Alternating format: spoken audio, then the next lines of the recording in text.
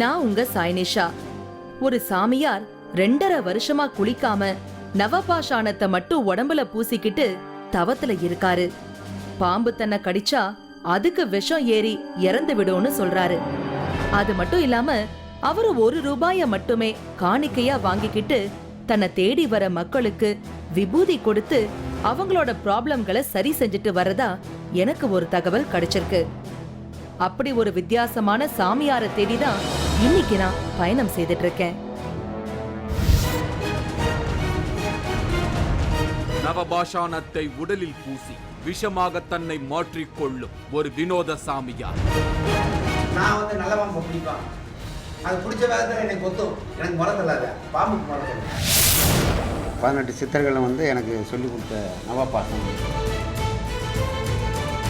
1 ரூபாய் கொடுத்தால் பிரச்சனைகளுக்கு விபூதி மூலம் தீர்வு சொல்லும் வினோதம்.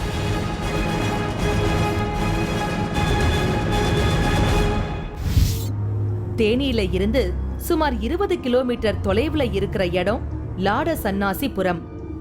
ஊரை விட்டு தள்ளி தனியா இருக்கு அந்த பகுதி.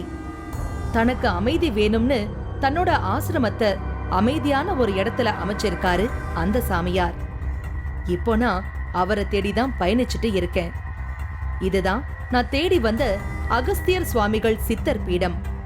நான் உள்ள நுழைஞ்சப்பவே அங்க இருந்த சூழ்நிலை ஒருவித அமைதியை கொடுக்கிற மாதிரி இருந்தது. கால்ல சாக்ஸ், தலையில முண்டாசு, இடுப்புல கோவணம், கழுத்துல ருத்ராட்ச மாலைன்னு வித்தியாசமான தோற்றத்துல அங்க ஒருத்தர் இருந்தாரு. இவர்தான் நான் தேடி வந்த சண்முகராஜன் சாமி.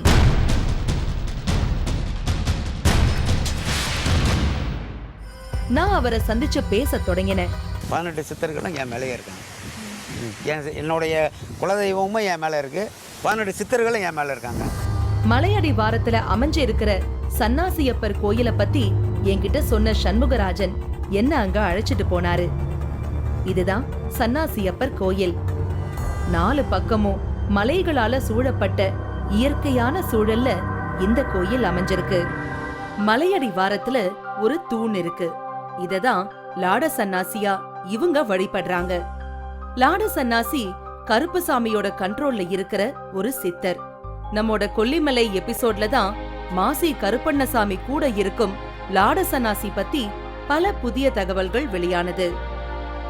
கொல்லிமலை அடிவாரத்துல இருக்கிற ஒரு கோயில்ல அவருக்கு ரகசியமா ஒரு சிலை வச்சு வழிபாடுகள் செய்யப்படுறத பத்தியெல்லாம் முதன்முறையா ஏற்கனவே நாம பார்த்தோம்.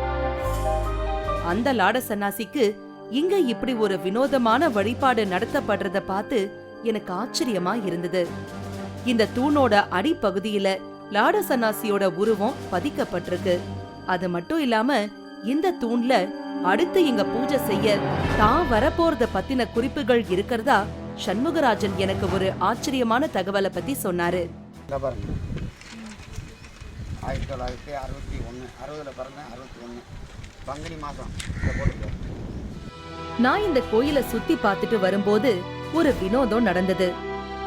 என் கூடவே நடந்து வந்துகிட்டு இருந்த சண்முகராஜனை திடீர்னு காணோம். எங்க போனார்னு நான் தேடும் போதுதான் அந்த வித்தியாசமான காட்சிய பார்த்தேன்.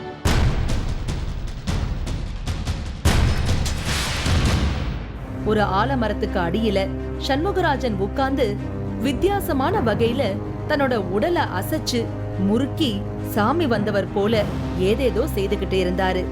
லாட சன்னாசி மூலமாதான் இவரோட அப்பா பலரோட நோய்களை குணப்படுத்திட்டு இருந்திருக்காரு. அவருக்கு அடுத்து இப்போ இவருக்குள்ளயும் லாட சன்னாசி இறங்கி வாக்கு சொல்லி விபூதி கொடுத்து பலரோட நோய்களை குணப்படுத்தி வர்றதா எனக்கு சொல்லி இருந்தாங்க.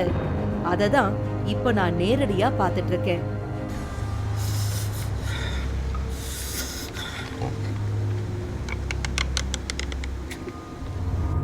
லாட சன்னாசி இவருக்குள்ள என்டர் ஆனதுமே இவரு கத்துறதும் பெருங்குரல் எடுத்து அழறதும் ஒரு வினோதமான காட்சியா இருக்கு. காசுக்கு ஆசைப்படுறாடா, சொத்துக்கு ஆசைப்படுறாடா, பிள்ளை குட்டிக்கு அடிமையா இருக்கானா, பொண்டாட்டி பிள்ளைக்கு அடிமையா இருக்கானா, யாருக்குமே அடிமை இல்லையாடா, அவன் தனியா இருக்கானே, ஒரு பையனா இருக்கானே அப்படின்னு நினைக்கிறேன் இல்லடா. இவருக்குள்ள லாட சன்னாசி இறங்கினதுமே எனக்கும் கூட இவர் ஒரு வித்தியாசமான ப்ரெடிக்ஷனை சொன்னாரு. அத நான் இந்த எபிசோடோட எண்டுல உங்களுக்கு சொல்றேன்.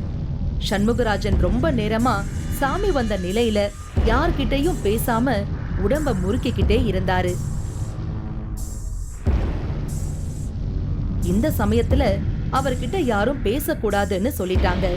அதனால நானும் எதுவும் பேசாம அமைதியா இருந்தேன்.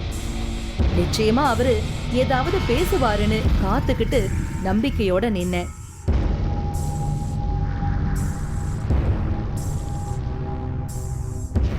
என்னோட நம்பிக்கை வீண் போகல.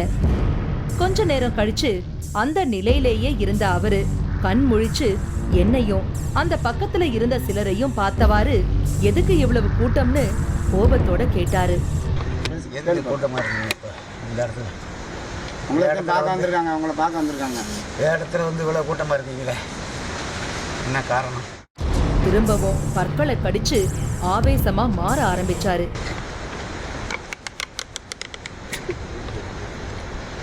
சரி, அடுத்து என்னதான் நடக்குதுன்னு பாப்போமேன்னு வேடிக்கை பார்த்துக்கிட்டு நின்னேன்.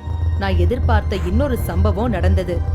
அதாவது தான் கிளம்ப வேண்டிய நேரம் வந்து விட்டதா சொன்ன சன்னாசியப்பர் தனக்கு அவசர வேலை இருக்கிறதா சொல்லிட்டு கிளம்ப தயாரானாரு. எப்பா நான் கிளம்பணும், நேராச்சு. குருத பெண்ணு வயிறு பசியோட இருக்கு, நான் கிளம்பணும்.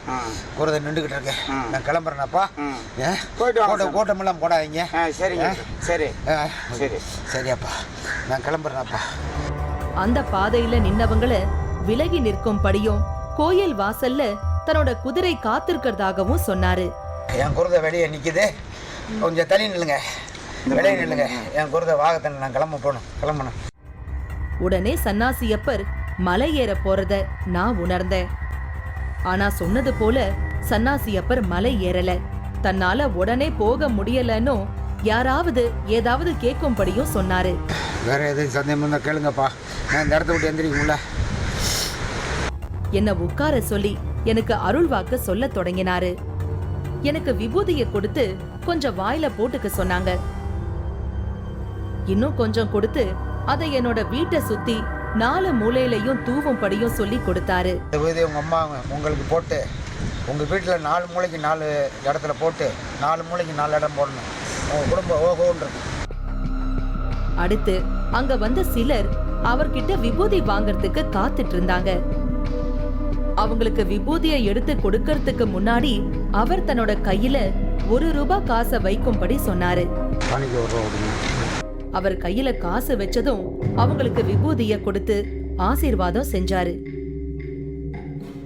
இவர் கையால விபூதிய வாங்கிக்கிட்டு போய் வீட்ல 4 மூலையிலையும் போட்டா எல்லா நன்மைகளும் அந்த வீட்டுக்கு கிடைக்கும்னு எல்லாரும் நம்புறாங்க. அதனால இவர்கிட்ட இருந்து விபூதிய வாங்கிக்கிட்டு போறது சாதாரணமான விஷயம் இல்ல, அது ஒரு அதிர்ஷ்டம்னு இவங்க எல்லாரும் ஆணித்தரமா நம்புறாங்க. இவரோட பேரு மணிவேல். கடந்த மாசம் வரைக்கும் இவருக்கு சோரியாசிஸ் இருந்திருக்கு. டாக்டர்கள் கைவிட்ட கேஸா இவரு ஆனதால ரொம்பவே மனசு உடைஞ்சு போயிருக்காரு. இதுக்கு மேல நம்மால வாழவே முடியாதுன்னு ஒரு முடிவுக்கு வந்திருக்காரு. தற்கொலை செய்துக்கிற திட்டத்துக்கு வந்திருக்காரு. அந்த சமயத்துலதான் யாரோ அவருக்கு சண்முகராஜன் சாமிய பத்தி சொல்லி அவர்கிட்ட வந்து வைத்தியம் பார்க்கும்படி சொல்லி இருக்காங்க. இங்க வந்து சண்முகராஜன் கொடுத்த விபூதியாலையும் மருந்தாலையும் ஒரே மாசத்துல சோரியாசிஸ் குணமானதா சொல்றாரு மணிவேல். உடம்பு வந்து சொரியாசிஸ் கணக்காக உடம்பு வந்துருச்சு. எந்த டாக்டர்னாலே என்னை வந்து குணப்படுத்த முடியல. 2 வருஷத்துக்கு மேலே ஆயிடுச்சு. பணம் தான் சொல்லி தவிர எந்த டாக்டரும் குணப்படுத்த முடியல. மருந்து மாற்றி கொடுத்து பார்க்குறோம், ஒன்றுமே முடியலை. வெளில இதுக்காக எங்கள் ட்ரீட்மெண்ட் பார்க்கலையா நீங்கள்? வெளியே எங்கே ட்ரீட்மெண்ட் பார்த்தா லட்சக்கணக்காக செலவு பார்த்துட்டோம், ஒன்றுமே குணமாகலை. இருக்கு உடம்பு ஃபுல்லாக பரவிடுச்சு. குழம்பு உடம்பு வந்து வாடகை அடிக்க ஆரம்பிச்சிச்சு. வாடகை அடித்து நான் 1 வருஷத்துக்கு மேலே விட்டுட்டு வெளியே வரவும் முடியல, செய்யவும் முடியல. இன்னொரு சூசைடோட அட்டன் பண்ண ஆரம்பிச்சிட்டேன். ஏன்னா முடியலை என்னால். அப்போ வந்து சாமியை என்னை வந்து குணப்படுத்தினாங்க. நவபாசனம் இப்போ வந்து இந்த இதில் இறங்கும்போது, சித்தர் வழியில் போகும்போது எனக்கு எந்த நோயுமே கிடையாது, எண்ணமும் கிடையாது, மண்டவலி கிடையாது, ஒன்றும் கிடையாது.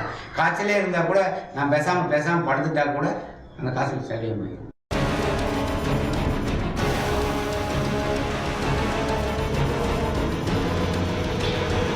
மூன்றாவது கண் இடைவேளைக்கு பின் தொடரும்.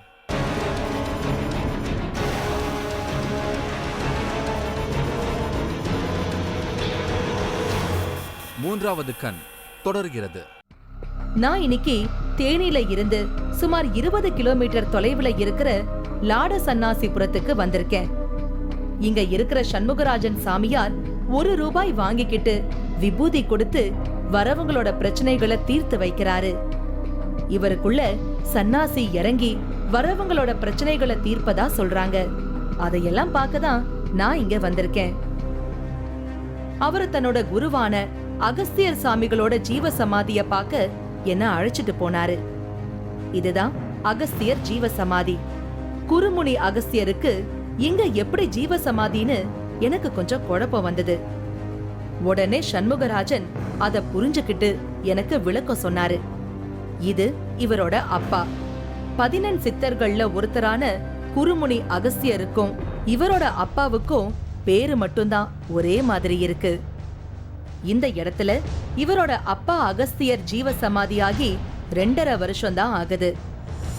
இப்பதான் இந்த இடத்துல மண்டபம் கட்ட ஆரம்பிச்சிருக்காங்க. உள்ள நுழையும் போதே எனக்குள்ள ஒரு வித்தியாசமான உணர்வு ஏற்பட்டது. உள்ள மணல் கொட்டி நிரப்பி இருந்தாங்க. தரையில ஒரு இடத்துல விளக்குகள் ஏற்றி வச்சிருந்தாங்க. இந்த இடத்துலதான் இவரோட அப்பாவும் இவருக்கு குருவுமான அகஸ்தியரோட உடல் சமாதி நிலையில வைக்கப்பட்டிருக்கு. திடீர்னு அவரோட கண்ல இருந்து தானா கண்ணீர் பெருக ஆரம்பிச்சது. அப்படியே அழுதுகிட்டே இருந்தாரு. எதுக்காக அழறீங்கன்னு விசாரிச்சேன். இந்த இடத்துக்கு உள்ள வந்தாலே தானா அழுகை வர்றதா சொல்லிட்டு இருந்தாரு. இங்க இருந்த அவ்வளவு நேரமும் அவரு தன்னோட கண்ணீரை நிறுத்தவே இல்ல. ஏதோ ஒரு சக்தி அவரை இப்படி அழ வச்சுக்கிட்டு இருக்கிற மாதிரி எனக்கு தோணுச்சு. அகஸ்தியர் ஒரு காலத்துல பெரிய மருந்து வியாபாரியா இருந்திருக்காரு. பட்டுக்கோட்டை தான் இவரோட பூர்வீகம். தொழில் நிமித்தமா இந்த தேனி பகுதிக்கு வந்திருக்காரு. தன்னோட தவத்தின் மூலமா தானே பலவிதமான நோய்களுக்கான மருந்துகளை கண்டுபிடிச்சு பல தீராத நோய்களை தீர்க்க ஆரம்பிச்சிருக்காரு. கூடவே அவரை வணங்குற சன்னாசி அப்பரும் அவருக்குள்ள இருந்து அவரோட நிலைய இன்னும் உயர்வடைய வச்சிருக்காரு. அவரோட புகழ் பரவி அமெரிக்காவில இருந்து வந்த 2 பேர் அவரோட மருந்து தயாரிப்பு சீக்கிரட்டை தங்களுக்கு கொடுத்தா பல லட்சங்களை கொடுக்கறதா சொல்லி கேட்டிருக்காங்க. ஆனா அகஸ்தியர் இந்த மருத்துவம் சித்தர்கள் கொடுத்த வரம்னு சொல்லி வந்தவங்களை திருப்பி அனுப்பியிருக்காரு. அமெரிக்காவிலேருந்து வெள்ளைக்காரங்க வந்து பேட்டி எடுத்தாங்க. பேட்டி கொடுத்தாரு. கொடுக்கும்போது அவங்க என்ன சொன்னாங்க, பாசான முறை இதெல்லாம் தயார் பண்ணுறீங்களா, அந்த முறையை எப்படி தயார் பண்ணுறீங்க, உங்களுக்கு மாதம் வந்து நாங்கள் வந்து ஒரு 5 லட்ச ரூபா சம்பளம் கொடுத்துட்றோம், நாங்கள் எல்லாம் வாங்கி தரோம், நீங்கள் எங்களுக்கு பண்ணி கொடுங்க, மக்களுக்கு குணப்படுத்தணும், காசுக்காண்டி பண்ணுற வேலை இல்லை, பெத்த பிள்ளையாக இருந்தாலும் உத்ததை சொல்லக்கூடாது அப்படின்ட்டு ஏட்டில் இருக்கு. அதனால நாங்கள் யாருக்குமே சொல்கிறதில்ல. அகஸ்தியர் பெரிய புகழோட இருந்த நேரத்துல சண்முகராஜன் உடுமலைப்பேட்டையில ஒரு சாதாரண பஸ் டிரைவரா வேலை பார்த்துட்டு இருந்திருக்காரு. தன்னோட மனைவி மக்களோட இயல்பான வாழ்க்கைய வாழ்ந்துட்டு இருந்திருக்காரு. தன்னோட அப்பாவான அகஸ்தியர் செய்யற வித்தைகள் மேல ஆரம்பத்துல சண்முகராஜனுக்கு பெரிய அளவுல ஆர்வம் இல்லாம இருந்திருக்கு. அதனால அடிக்கடி அகஸ்தியர் அவரை ஆசிரமத்துக்கு வரும்படி சொல்லியும் கேட்காம தன்னோட லௌகீக வாழ்க்கைய தொடர்ந்துகிட்டு இருந்திருக்காரு சண்முகராஜன். அவர் என்னை கூப்பிட்டுக்கிட்டே இருந்தாங்க. அடிக்கடி வந்து இதெல்லாம் பார்த்துக்கோன்னு கூப்பிட்டாங்க. நான் வரல. அவர் சிவஜமாதி அடைஞ்ச பின்னாடி இந்த இடத்துக்கு நான் வர வேண்டிய சூழ்நிலை வந்தது. அதனால் இங்கே வந்து அப்படி இங்கே இருந்துகிட்டு இருக்கேன். இவர் அழுதபடி சமாதி முன்னாடி நின்னுக்கிட்டு இருந்தது என்னால மறக்க முடியாத காட்சியா இருந்தது. அந்த அழுக எனக்குள்ளேயும் பரவர மாதிரியான ஒரு உணர்வு அந்த சமயத்துல எனக்கும் உண்டானது. இப்படி அழுகையோடவே சேர்ந்து தன்னோட கண்களை மூடி ஏதோ மந்திரம் சொல்றது மாதிரி மெதுவா முணுமுணுத்துக்கிட்டும் இருந்தாரு. ரொம்ப நேரம் அந்த நிலையில இருந்தவரு பிறகு கொஞ்சம் கொஞ்சமா இயல்பு நிலைக்கு திரும்பினாரு. அந்த சமாதிய கடந்து அடுத்து என்ன அழைச்சுக்கிட்டு போன சண்முகராஜன் அங்க இருந்த அகஸ்தியர் சிலைய காட்டினாரு.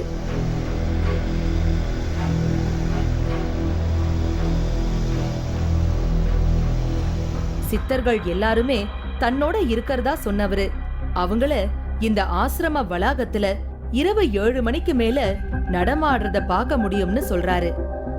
அப்படி இங்க சித்தர்களோட நடமாட்டம் இருக்கிறதால பெண்களுக்கு இரவு 7 மணிக்கு மேல இந்த வளாகத்துக்குள்ள அனுமதி கிடையாது. அத நாங்க படம் பிடிக்க முடியுமான்னு கேட்டதுக்கு உங்களோட கேமரா பாதிப்பு அடையும்னு சொல்லி அவரு உடனடியா மறுத்துட்டாரு. அடுத்து சண்முகராஜன் திரும்பவும் என்ன ஆசிரமத்துக்கு அழைச்சிட்டு போனாரு. அங்க அவர் தான் வளர்த்துக்கிட்டு இருக்கிற ஆடு மாடுகளை கவனிக்கும் வேலைகளை செய்ய ஆரம்பிச்சாரு. இந்த ஆடுகள் மாடுகள் எல்லாமே தன்னோட பேசும்னு ஒரு ஆச்சரியமான தகவலை சொல்றாரு சண்முகராஜன். அவரை தொந்தரவு பண்ணாம நானும் வேடிக்கை பார்த்துக்கிட்டு இருந்தேன். ஒரு சின்ன பையனை போல அவர் அந்த ஜீவராசிகளோட பேசுறத பார்த்தப்போ எனக்கு ஒரு வினோதமான அனுபவம் ஏற்பட்டது. அவரு பேசும்போது கண்ணு குட்டியும் ஆடு நாய் எல்லாமே வித்தியாசமா ரியாக்ட் பண்ணது எனக்கு ஒரு பிரமிப்பான அனுபவமா இருந்தது. அம்மா பால் குடிச்சப்பா, பால் குடிச்சா, பால் குடிச்சா, என்ன என்ன முட்டையா முட்டி பழகிறியாப்பா? இவரு பரமத்தேவர், பக்கத்து ஊர்ல இருக்காரு. இவரோட பேத்திக்கு பல வருஷமா நரம்பு தளர்ச்சி பிரச்சனை இருந்துகிட்டு இருந்திருக்கு. பல வருஷமா பெரிய டாக்டர்களை பார்த்தும் சரி பண்ண முடியல. சாமி நம்பிக்கை இல்லாத இவரு ஒரு கட்டத்துல சண்முகராஜனை பத்தி கேள்விப்பட்டு இங்க வந்திருக்காரு. இவரே எதிர்பாராத விதமா பிரச்சனைகள் சரியாகி இவரோட பேத்தி இப்போ நல்லா இருக்காங்க. என்னுடைய பேத்தி ஆஸ்திரி உடம்பு நல்லா சரியில்லாமல் நரம்பு தளர்ச்சி இல்லைன்னு சொல்லிட்டாங்க.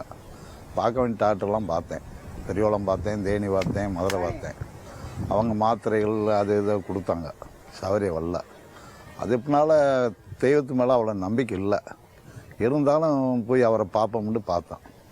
அவர் ஒரு வீதி விட்டு எலுமிச்சாம்பழத்தை கண்ணில் முடிஞ்சு விட்டு ஒரு மருந்து கொடுத்தார். வேறு அவர் பணங்கன்னா எங்கிட்ட கேட்கல. அதுலேருந்து மாத்திரையும் சாப்பிடல, எந்த டாக்டரும் பார்க்கல, நல்லா தெளிவாக இருக்குது. ₹1 மாற்றேன் காணிக்கண்டு கொடுந்தார், வேறு எதுவும் கேட்கல. அதுலேருந்து மாத்திரையும் சாப்பிடலை. அந்த பிள்ளை குணமாயிருச்சு. இன்றைக்கி ஸ்கூலில் சேர்த்தாச்சு. அது எத்தனை வருஷமா உங்களுக்கு அந்த பிரச்சனை? அந்த பிள்ளைக்கு 4 வருஷம் ஆச்சு. நான் சண்முகராஜனோட வீட்டுக்குள்ள போனப்போ சில பெண்கள் அங்க வந்திருந்தாங்க. அவங்களுக்கும் விபூதியை கொடுத்தாரு சண்முகராஜன். அடுத்து சண்முகராஜன் கடந்த 2 வருஷத்துக்கு மேல குளிக்காம பல் துளக்காம இருந்துட்டு இருக்காரு. ஆனா அப்படி இருந்தும் அவரோட உடம்புல இருந்து எந்த துர்நாற்றமும் வரல. இந்த ரகசியத்தை பத்தி நான் அவர்கிட்ட கேட்டேன். அப்புறமா தான் இவரு குளிக்காம இருக்கிறதுக்கு பின்னாடி இருக்கும் ஒரு ரகசியத்தை எனக்கு நேரடியா செஞ்சு காட்டினாரு. ஒரு பிளாஸ்டிக் கேன்ல என்னவோ இருந்தது. அதை திறந்து உள்ள இருந்த திரவத்தை ஒரு டப்பாவுல ஊத்தினாரு. ஒரு துணியால அந்த திரவத்தை ஊத்தி நினைச்சவரு அதை தன்னோட உடம்பு முழுக்க பூச ஆரம்பிச்சாரு. இது நவபாஷாணம்.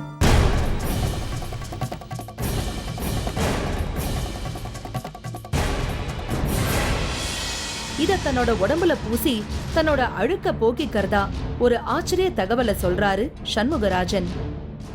நவபாஷாணம் அப்படிங்கிறது 9 வகையான விஷம்.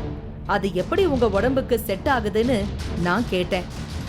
விஷம் அப்படிங்கிறது எல்லாம் உங்களுக்கு தான், ஆனா என்ன மாதிரியான சித்தர்களுக்கு இந்த விஷம் எதுவும் செய்யாதுன்னு சொல்லி அதிர வச்சாரு. இப்போ இந்த நவபாஷணம் உங்க மேல படுறதால உங்களுக்கு எனக்கு எந்த பாதிப்பும் கிடையாது. நான் குளிக்காமல் ஃபஸ்ட்டில் எனக்கு குளிக்காமல் இருந்தால் எனக்கு சூடு பிடிக்கும், மற்ற வேலையெல்லாம் பண்ணிட்டு இருந்துச்சு. நவபாசனம் இப்போ இந்த இதில் இறங்கும் போது, சித்தர் வழியில் போகும்போது எனக்கு எந்த நோயுமே கிடையாது, எண்ணமும் கிடையாது, மண்டவலி கிடையாது, ஒன்றும் கிடையாது. காய்ச்சலே இருந்தால் கூட நான் பேசாமல் படுத்துட்டா கூட அந்த காய்ச்சல் சரியாக போயிடும். தன்னை பாம்பு கடிச்சா அந்த பாம்புக்கு தான் விஷம் ஏறும், தனக்கு எதுவும் ஆகாதுன்னு சொல்லிக்கிட்டே அவர் துணியில நினைச்ச நவபாஷாணத்தை உடம்புல தொடர்ந்து தேய்க்க ஆரம்பிச்சாரு. நான் நல்ல பாம்பை பிடிப்பேன், அது பிடிச்ச வேகத்தில் என்னை கொத்தும். நீங்கள் போய் நல்ல பாம்பு பிடிச்சிங்கன்னா அப்போ உடனே ஒரு செகண்டில் அப்படி மரத்தள்ளிடும் வாயில். எனக்கு மரத்தல்லாத, பாம்புக்கு மரத்தல்ல, எனக்கு மரத்தல்லாத. 56 வயசுக்கு பின்னாடி நீ இப்படித்தான் இருக்கணும்னு சொல்லி எழுதி வச்சுட்டு போயிட்டாங்க தலையில். அதனால் ஆடி 18க்கு பின்னாடி என்னுடைய உருவமே பார்க்க முடியாது. சில பேர்கள் நான் மறைஞ்சிருவேன்.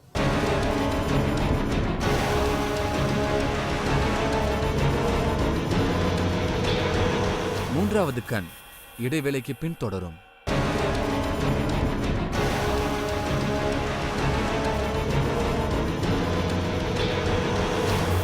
மூன்றாவது கண் தொடர்கிறது. இன்னைக்கு நான் தேனிக்கு பக்கத்துல இருக்கிற லாட சன்னாசிபுரத்துக்கு வந்திருக்கேன். இங்க இருக்கும் சண்முகராஜன் சாமி ₹1 வாங்கிக்கிட்டு விபூதி கொடுக்கறாரு. அது தீராத நோய்களையும் பிரச்சனைகளையும் தீர்ப்பதா இங்க வரவங்க சொல்றாங்க. ஆரம்பத்துல லாட சன்னாசியப்பர் கோயிலுக்கு நான் இவரோட போன சமயத்துல இவருக்குள்ள லாட சன்னாசி இறங்கினதையெல்லாம் பாத்தீங்க. அப்போ திடீர்னு எனக்கு ப்ரெடிக்ஷன் சொல்ல தொடங்கினாரு. என்னோட குடும்பத்தை பத்தி எல்லாம் கரெக்டா சொல்லி என்ன ஆச்சரியப்படுத்தினாரு. உங்கள் தம்பி என்ன பண்ணுறான்?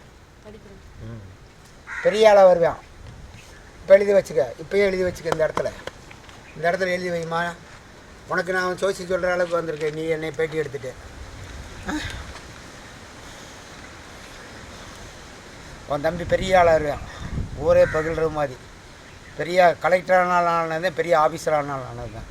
நல்லா மட்டும் படிக்க வைங்க உங்கள் தம்பியை. உங்கள் வாழ்க்கைக்கு நான் சொல்ல முடியாது. உங்கள் தம்பிக்கு நல்லா இருக்கும், உங்கள் குடும்பம் நல்லா இருக்கும். இப்போ சிரமத்தில் இருக்கீங்க, நல்லா இருப்பீங்க.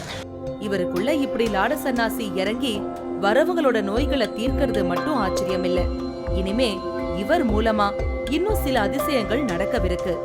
அடுத்து வரவிருக்கும் ஆடி 18க்கு அப்புறமா தான் மத்தவங்க கண்ணுக்கு தெரியாம மறைஞ்சிடுவேன்னு ஒரு அதிர்ச்சி தகவலை சொன்னாரு சண்முகராஜன் சாமி.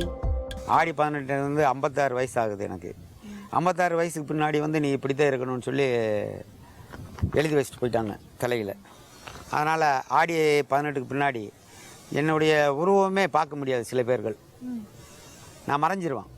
மற்றவர்களின் கண்ணுக்கு தெரியாம மறைந்து விடுவேன்னு ஒரு தகவலை சொல்றாரு சண்முகராஜன். அப்போ இங்க வரவங்களால தன்னோட உருவத்தை பார்க்க முடியாதுன்னு சொல்லி என்ன கலவரப்படுத்திட்டாரு. இப்போதைக்கு இங்க எல்லாரும் இவரை 1 ரூபாய் சித்தர்னு தான் குறிப்பிடுறாங்க. இவரு சொல்றதெல்லாம் பார்த்தா இன்னும் கொஞ்ச நாள்ல இவர் ஒரு மாய சித்தரா மாறிடுவாருன்னு தான் எனக்கு தோணுது. இவரு பாட்டுக்கு ஆடு மாடு கூட பேசுறதும், இவரோட வித்தியாசமான உடையும், இவரோட நடவடிக்கைகளும் எனக்கு ஒரு வித்தியாசமான அனுபவத்தை கொடுத்திருக்கு.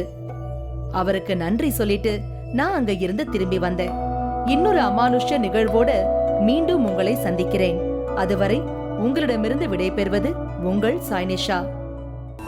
இந்த நிகழ்ச்சி வரும் வாரம் திங்கள் அன்று மாலை 4:30 மணிக்கு மறு ஒளிபரப்பாகும். இதுவரை ஒளிபரப்பாகி வரும் 3வது கண் நிகழ்ச்சிக்கு பெரும் வரவேற்பு கொடுத்துட்டு இருக்கீங்க. உங்களோட வேண்டுகோள் படி ஆரம்பத்துல இருந்து ஒளிபரப்பான 3வது கண் நிகழ்ச்சியோட 4 பாகங்களை ஒன்னா சேர்த்து தொகுத்து வழங்கிட்டு இருக்கோம். ஞாயிறு பிற்பகல் 2 மணிக்கு 3வது கண் நிகழ்ச்சியின் இந்த தொடர் ஓட்டத்தை பார்த்து மகிழுங்கள். ஹிப்னாட்டிசம் மூலம் இறந்தவர்களின் ஆவிகளோடு தொடர்பு கொள்ள முடியும். நீங்கள் சாந்தி அடைய வேண்டும் என்றால் என்ன செய்ய வேண்டும்? அவனுங்களை சாவடிக்கணும். ஆவிகளோடு பேசும் லைவ் காட்சிகள். நீங்களும் இந்த திகில் பயணத்தில் கலந்து கொள்ள ஒரு வாய்ப்பு. 3வது கண் டிவி ஷோ என்ற Facebook பக்கத்தில் எங்களோடு இணைந்திடுங்கள். உங்களது அமானுஷ்ய அனுபவங்களை பதிவு செய்து இந்த நிகழ்ச்சியில் பங்கு பெறும் வாய்ப்பை பெறுங்கள்.